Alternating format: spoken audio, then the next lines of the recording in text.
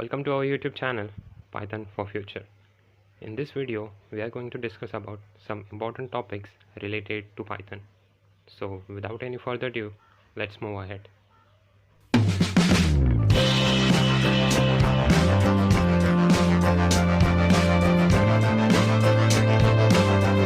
Here's the list of topics which we are going to discuss in this video. Basically, it's the agenda of this video. Topic 1. Who created Python and when? Topic 2. How Python is different from other programming languages. Topic 3. What is Python library? Topic 4. Which tech giant companies use Python? And topic 5. What are the job opportunities after learning Python? So let's move to our first topic, which is who created Python and when. Here it's the picture of a Sir Guido van Rossum. He is the person who created Python language. Python was conceived in the late 1980s by Guido van Rossum in Netherlands, and later its implementation began in December 1989. The name Python was given to this language because at that time Guido van Rossum was a big fan of Monty Python's Flying Circus, which was a BBC comedy series from the 1970s. Guido van Rossum needed a short, unique, and a simple name for the language. So he chose the name Python and first released in 1991. Python keep updating its version since its release. The version 1.0 was released in January 1991. Then the version 2.0 was released on 16th of October 2000, and then the version 3.0 was released on 3rd December 2008. So from this slide we got to know who created Python and when. So moving on to the next topic, that is how Python is different from other programming languages. There are a lot of programming languages in the market, but still most of the people, or we can say that the students, choose Python as their first programming languages to learn because it's very easy to learn.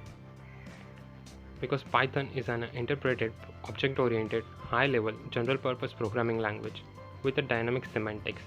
Python is also used for a data science, which includes machine learning and artificial intelligence, which means unlike Java, JavaScript, CSS, it can be used for programming and other software development.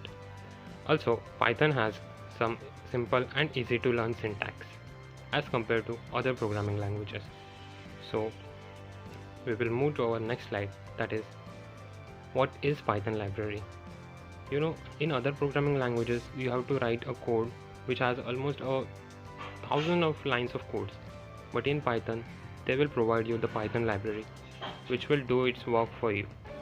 So in Python library you don't have to write 1,000 lines of codes, you just have to use the proper library for your code. In Python, the library is a collection of functions and methods that allows you to perform many actions without writing your code. There are almost 200 plus standard modules. Here's the list of top 5 Python libraries which are easy to learn, I think so. The first is a NumPy, second Pandas, third one is a Matplotlib, fourth one is a TensorFlow, and fifth one is a scikit-learn. So moving on to the first library, which is a NumPy. NumPy is a Python library which is used for scientific computing. It is also used for arithmetic operations. Basically it's used for the arithmetic operations.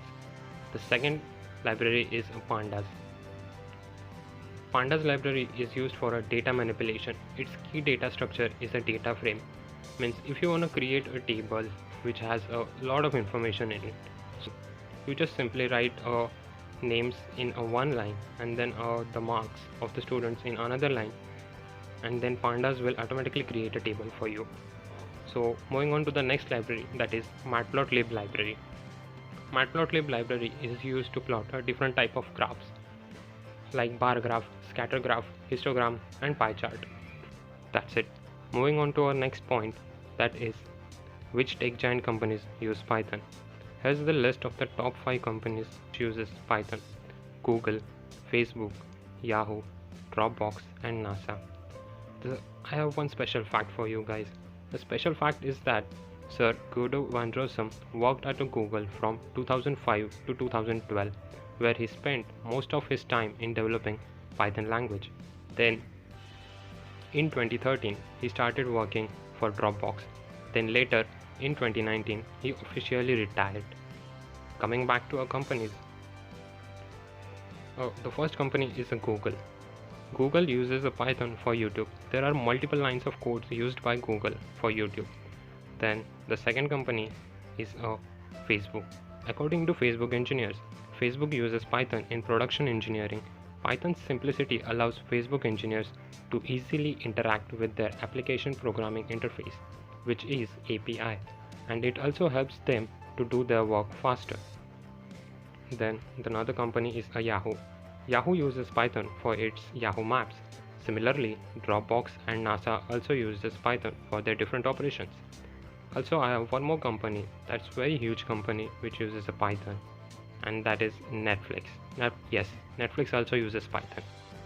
So moving on to our next slide. What are the job opportunities after learning Python? It's possible for us to get a job after learning Python.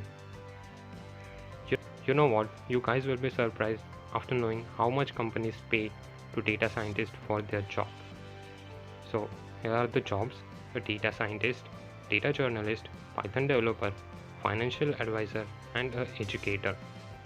The data scientist job is to organize, analyze, and process the data, then interpret the results to take the right decisions for their company and their organizations.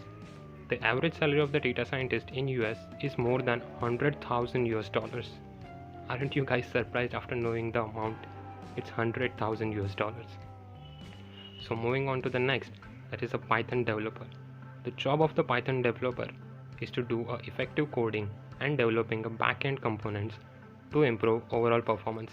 And the average salary of a Python developer in US is more than $70,000.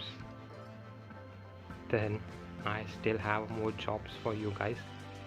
The next job is the financial advisor. The job of the financial advisor is to provide clients special advices on how to manage their money and where to invest their money for best returns. The average salary of the financial advisor in US is more than $80,000. Can you believe it? More than $80,000. Similarly, the average salary of a data journalist is more than $70,000. And you know what? You can be an educator because Python is the best programming language for anyone to begin their programming career. Let's take a quick review what we learned in this video. We learned who created Python and when, how Python is different from other programming languages, what is Python library, which tech giant companies use Python, what are the job opportunities after learning Python. Thank you. We have one special note only for you guys. We are going to start a series of basics of Python tutorial where we will teach you guys at least basics of Python. It doesn't matter what your qualification is, you are from which stream and all. The only thing that matters is you can learn Python. So if you guys loved this video, then do subscribe to our channel and don't forget to click the bell icon, and also like this video and comment down below to tell us which part you liked and which part you didn't.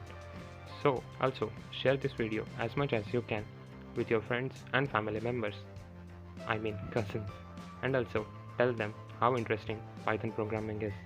Also don't forget to follow our Instagram and Twitter handle account, which is @PythonForFuture, because only on Instagram we inform when we are going to release our next video, and also we reveal the topic of the video. So that's it for this video.